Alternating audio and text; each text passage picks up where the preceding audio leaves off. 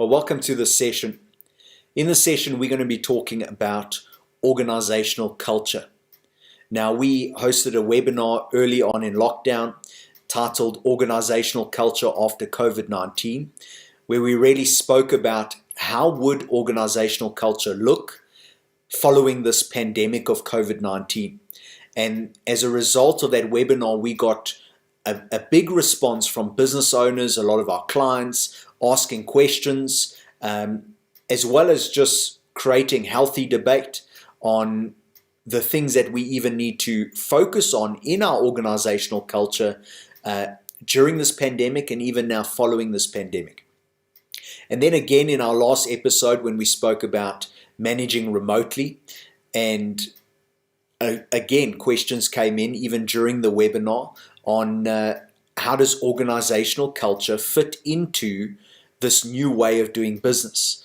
And it was very clear in this new trend of doing business when 70% or 50% of your staff are working from home, or when your staff are working in shifts. How do you maintain organizational culture? Is organizational culture even something that still applies? Is it something that we should be investing in and focusing on as businesses? Or is it a thing of the past? And so we are talking in this episode again of just highlighting exactly what organizational culture is. I'll give you a bit of a glimpse into the process that we take with businesses when we engage on the topic of culture. And then I'm going to look at the benefits of organizational culture, especially in the context of where we find ourselves as business owners today. And then really end off with, now that our team is working remotely, how then does culture apply? And what should we be focusing on? So first of all, to get started, what is organizational culture? Because we really always have two types of audiences. On the one hand, we have companies that have gone after culture, that have incorporated values and are well versed with the idea of culture. And to the best of their ability, they are trying to apply that in their companies and with their staff. But then on the other hand, there are always businesses and companies who have either thought that culture or organizational culture is for the big corporates, the big corporations, and it doesn't really apply to them. Or there's just business owners that have just gone about doing business and haven't really looked into this organizational culture thing at all. And so we always have these two audiences when we engage the subject. So really to just understand from our point of view at Be Understood how we do things, how we explain things, is what organizational culture is Robbie Katanga gives a very simple definition to get the ball rolling. And he says, company culture is how companies do things. Notice that it's not what you do as a business, but it's how you do what you do, where we find culture, where we find underlying values. It's how companies do things. Now, the best example is if I to ask one of my employers, hey, we've got this new employee, they've just been interviewed, they've gone through the process, and we would like them to shadow you, following your job, following you around, just show them the ropes of how we do things as a business, right?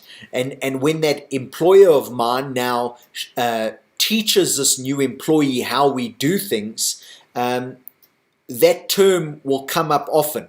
Well, this is how we do things around here. This is just how things are done, right? Now, according to Robbie Katanga, the culmination, the combination of how we just do things around here, that behavior, those actions combined over a long period of time essentially form your business culture, your company's culture. Now, a big misconception, and I come into it more and more, especially lately, is that company culture is for the big corporates. It's for the big corporations with thousands of employees, hundreds of employees, with big budgets. It's not for me, the small business owner. Now there couldn't be anything further from the truth, right? Company culture, organizational culture, business culture applies to all businesses. If you have staff, if you have one person employed who isn't your cousin or uncle or family, right? If you've brought someone in on staff that you are paying a salary, paying a retainer to, paying commission to, that person needs to understand what your business stands for, what your company culture is, how you do things in your business. And so don't ever disqualify yourself from this conversation of culture or think that this doesn't apply to you. No, it applies to you. Secondly, if you are looking to grow your business where you are functioning with more than 2 employees, then right now, while you are small, is the best time for you to start having this discussion and start to think about how you do things as a business owner. And so organizational culture is applicable and applies for every business owner. And you're going to see that right now during this time, it's even more important for you as a business owner to understand organizational culture. Now, another thing that business owners will say to me is we haven't really looked at organizational culture. It's not something that we've done, and so then we don't really have an organizational culture. Now, you need to understand this, that if you've employed employees in your business, those employees have come with the baggage of their previous employer. So they are coming, and let me tell you, chances are they are operating and doing things in your business that they used to do with their previous employer. Now, I'm not saying those things that they're doing are negative, but they are bringing the baggage from the previous employer, which means that right now, if you haven't been intentional about your business culture, intentional about what it is you stand for as a business, it's not that you don't have a business culture, it's just that you've got many different cultures operating, many different behaviors operating within your business. And the problem is the more staff you bring on, the more distorted that culture becomes. And then when you do eventually get to the place where you feel like you want to have the conversation of establishing an organizational culture, you've developed so many bad habits within your organization that it's very hard to change. And so that's why I encourage business owners, regardless of the size of your business, you need to have this conversation now. Now, another total misconception about culture is whenever we talk about culture, business owners get nervous because they think it's now they've got to buy their staff lunch every day, or now their staff have to arrive to work on skateboards and bring their dogs to work. No, that is not what culture is. Now, are there companies or businesses that are doing that, where they have yoga during lunch, where it's a strictly vegan menu for their staff? Absolutely. But that is a culture that applies to them. And the worst thing you can do is just think that, wow, that company over there is giving out free lunch, so we're going to start that, without considering the why behind why you're doing that. I recently did work at a company, at an organization, and they did exactly that. They had no established intentional culture, yet they were adopting practices that they'd come across with previous or with other companies, like free lunch every day. But they don't realize that the companies that are giving out free lunch, there is method to the madness, which lies within their values and their culture. Now, another quote which gives us an understanding of culture as we move towards that is organizational culture is the collection of words, actions, and behaviors that clarify and reinforce what is truly valued inside an organization. So it's a culmination of words, actions, and behaviors that reinforce what is truly valued in an organization. So, to give you a bit of a glimpse, when we work with businesses and when we consult with companies around organizational culture, part of our process, very simply, is we will look at establishing what are the values of the business we're doing work for. Now, within every business, there are values at work. There are values at operation that are operating within every business, within every organization.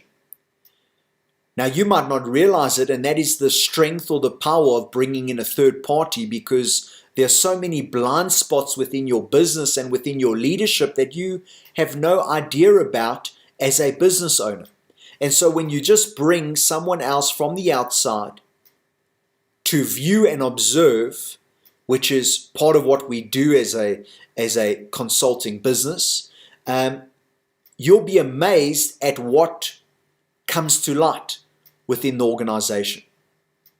And so part of our role is to work especially with the founders, the big decision makers of a business, and identify what does this business truly value.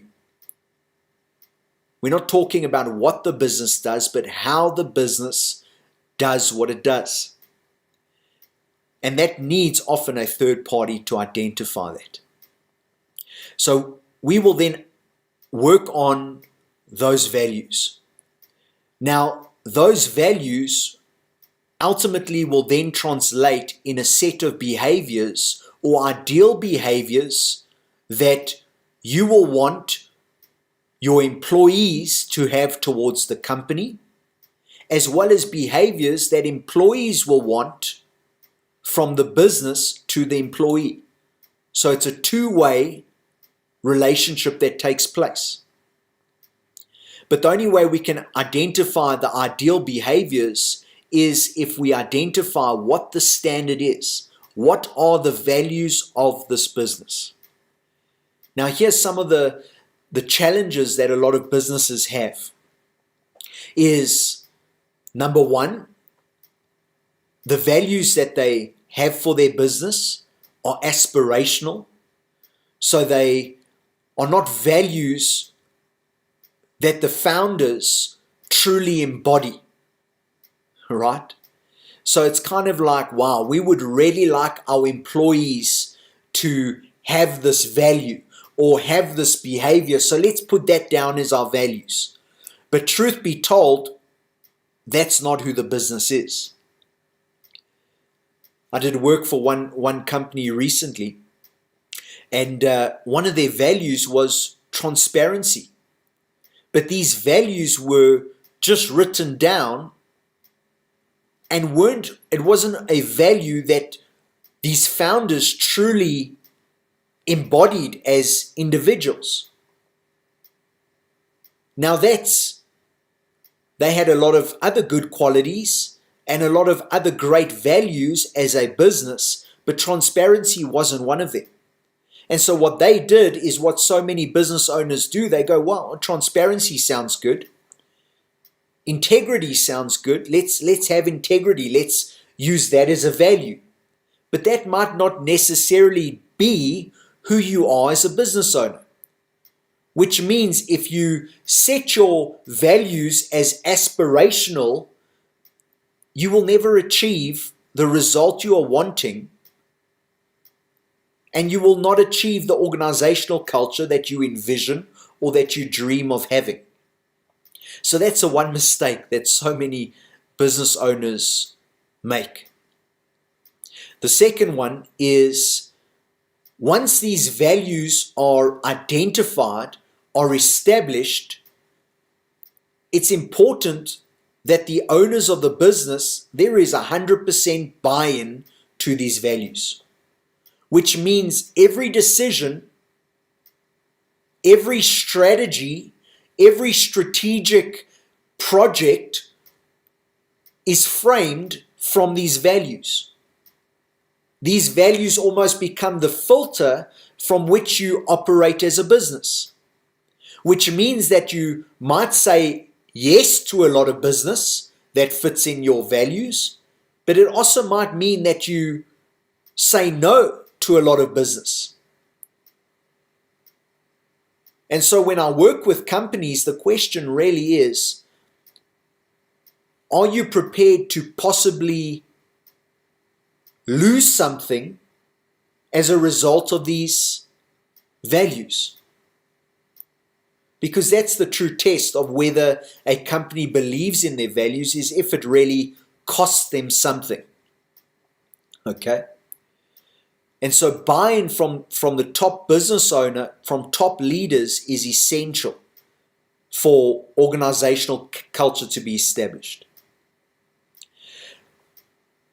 The next thing which is so important is that values are simplified, and this is something again that we'll work with companies, is so often we use these words and we just believe that people will understand what we're saying. But what we try and do when we work with businesses and we try and establish values is we try and leave as little as possible to an individual's imagination. So for instance, you might have a value of servant leadership, but if I had to get 30 of your team in a room and ask them to tell me what servant leadership is, chances are they're all going to have a different idea of what servant leadership looks like.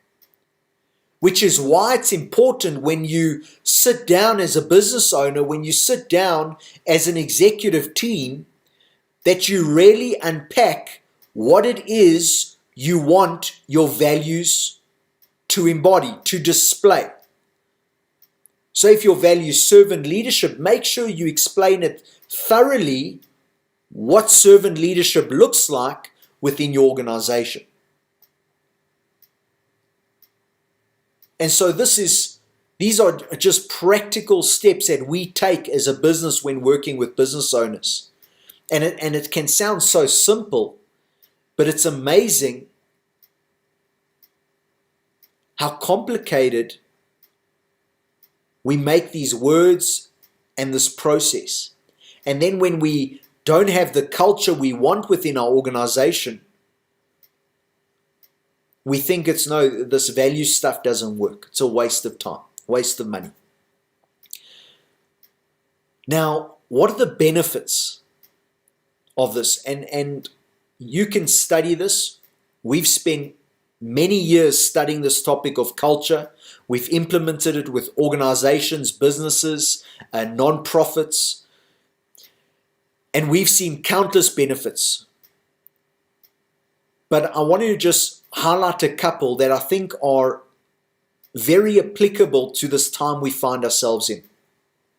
Now, first benefit that I think is relevant for this time is organizational culture defines a company's internal and external identity.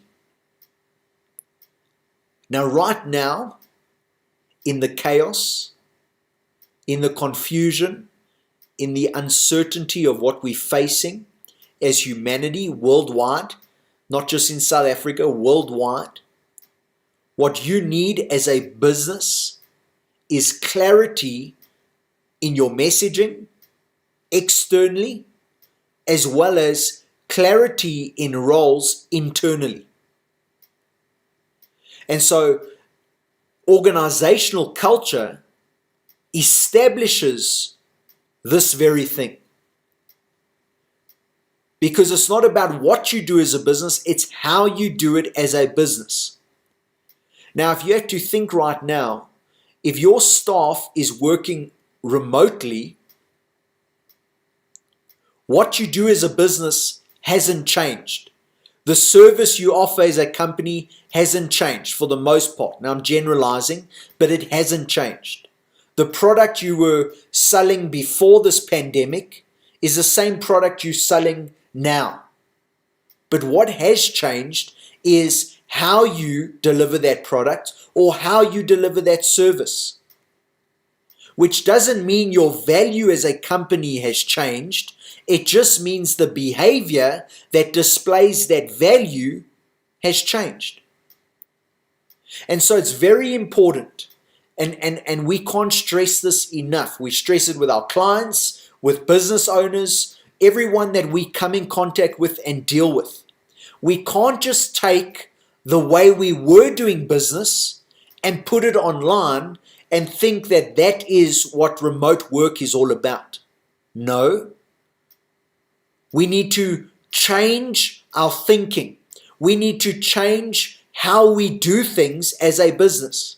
It doesn't mean our value has changed. It doesn't mean what we do has changed, but it certainly means how we do it has changed. So we need to have these conversations.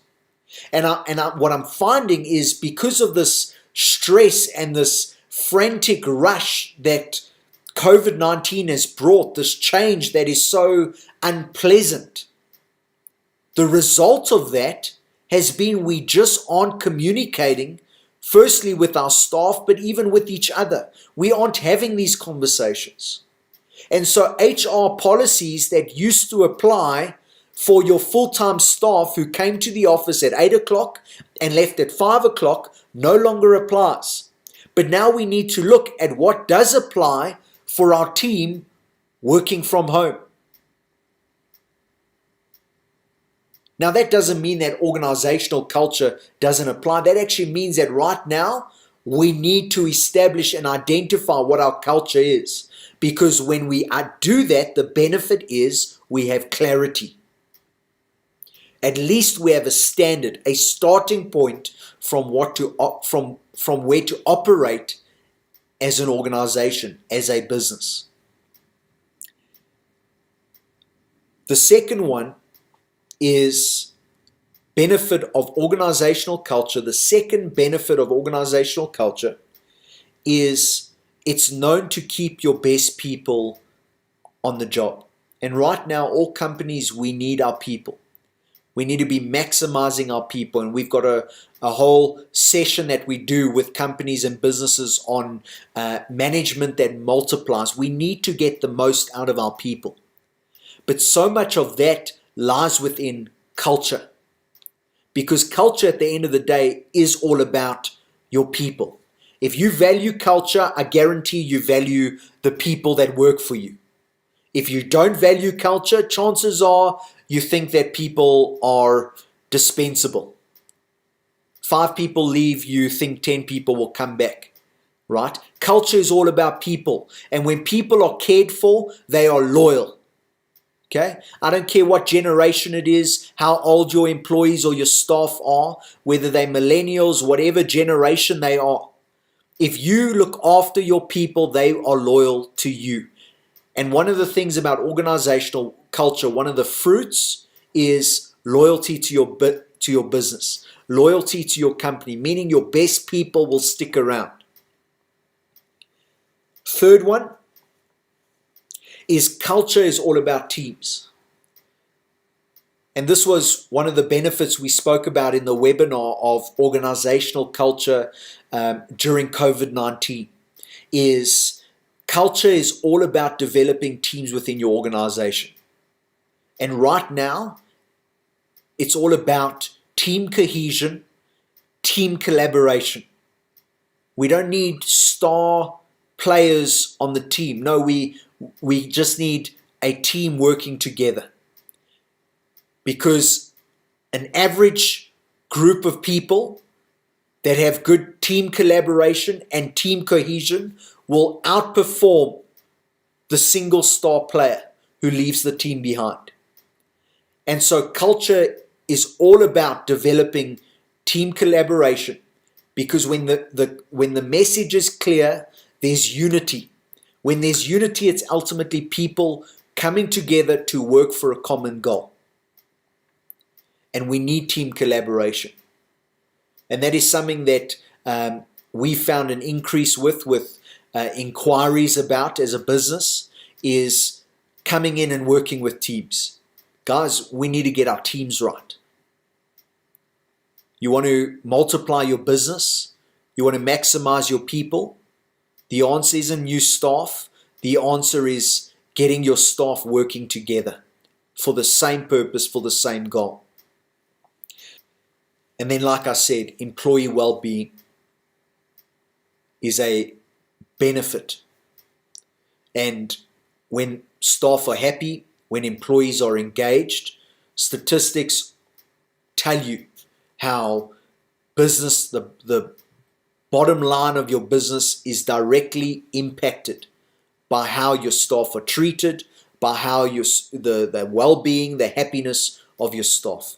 But all of that is found in company culture, in a culture that has established values, clear behaviors that come with the values. I want to just point out the go-to for anyone dealing with company culture, and you've probably heard it if you've been a part of conversations talking about culture, is Tony Tsai from Zappos.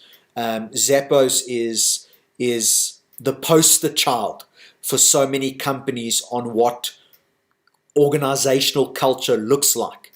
That's a company who has values, and they will die by their values. I love this quote by Tony Tsai, and he says this, he says, "Our number one priority is culture." So at Zappos, their number one priority above everything else is culture.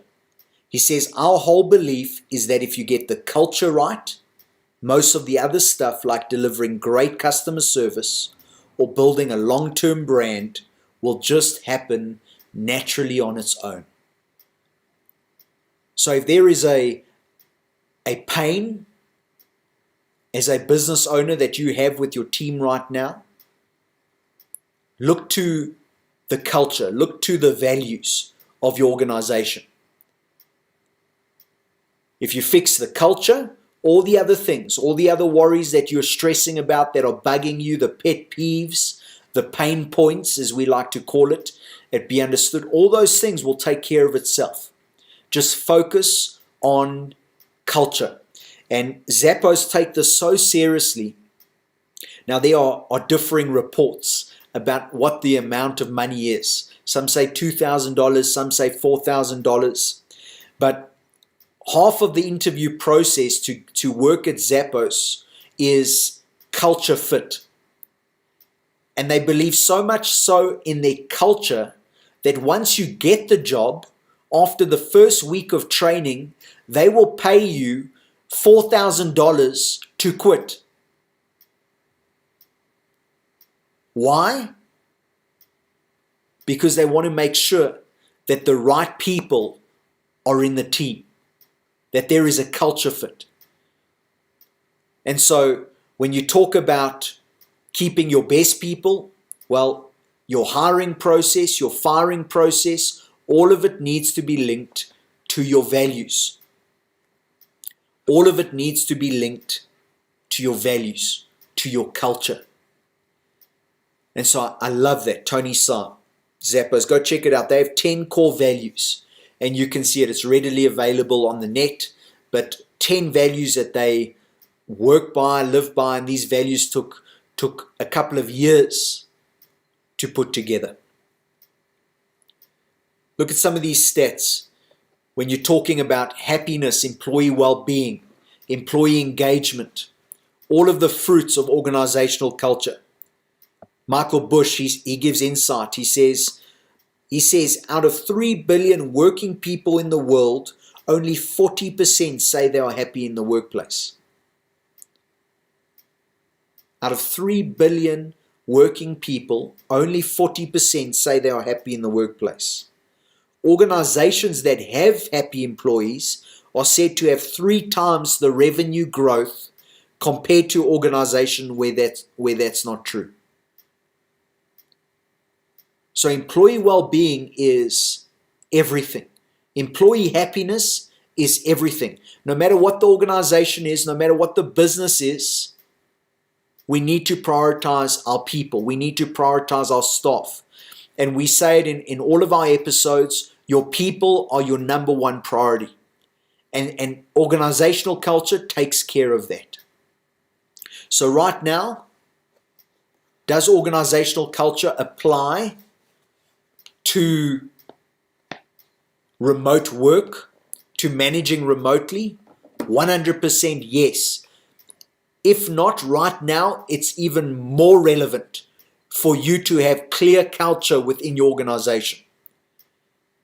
Because if right now, you can't lead as managers, as business owners by line of sight. You have to have a standard, a culture which is established in your business, which leaves very little to the imagination of the employee of what your standard, what the behavior is expected within the organization. So right now, culture is everything.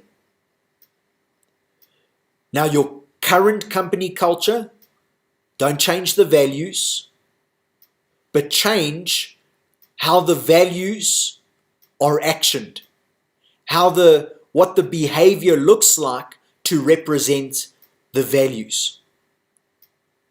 So one of the questions that came in, how would an open door policy work now for remote work? And that was a value that they had as a business, as a company. Well, that's where you've got to have a communication, open dialogue, healthy conflict within your organization to establish what does an open work policy, open door policy look like in the organization with remote work.